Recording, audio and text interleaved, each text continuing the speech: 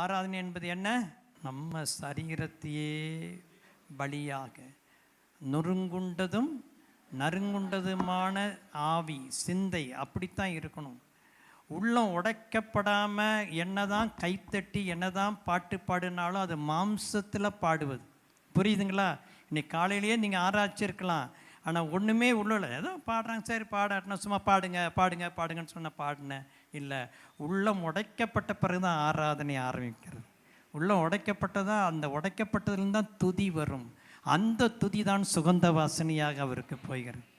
அதை ஏற்றுக்கொண்டு தான் உங்களை ஆசீர்வதிப்பார். சும்மா கடமைக்கு இந்த 1000 பலி செலுத்துறேன்னு சொல்லி அந்த புஸ்தகத்தை வாங்கி வச்சு போட்டு வாய்ப்பாடு மாதிரியெல்லாம் படிச்சுட்டு இருக்காதீங்க. நானும் ஒரு காலத்தில் தெரியாமல் அப்படி பண்ணிகிட்டு இருந்தேன். 1000 பலி செலுத்துறோன்னு சொல்லிக்கிறாங்களேன்ட்டு புக்கை வாங்கி வீட்டில் வச்சுட்டு இதனால் கத்துற. அதுக்கப்புறம் கண்டுபிடிச்சேன், இதெல்லாம் வாய்ப்பாடெல்லாம் ஆண்டவருக்கு ஆகாது. ஒவ்வொரு வார்த்தையும் இருதயத்திலேருந்து வரணும். 1000க்கு பதிலாக ஒரு 100 சொன்னாலும் உள்ளத்துலேருந்து வந்துட்டா நீ பாஸ் ஆன மாதிரி தான் அர்த்தம். அதனாடி நேரத்தை வீணாக்காதீங்க.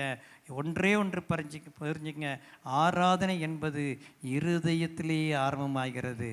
உடைக்கப்பட்ட இருதயம், நொறுக்கப்பட்ட இருதயம், பணிந்தவர்களுடைய ஆவியின் மத்தியில் தான் நான் வாசம் பண்ணுறேன். அதை தான் கர்த்தர் தேடுறாரு. அதை தான் இதை தெளிவாக அறிஞ்சிட்டிங்கன்னா உங்கள் வாழ்க்கையில் மிகப்பெரிய ஒரு மாற்றம் ஏற்படும். ஆமேன்.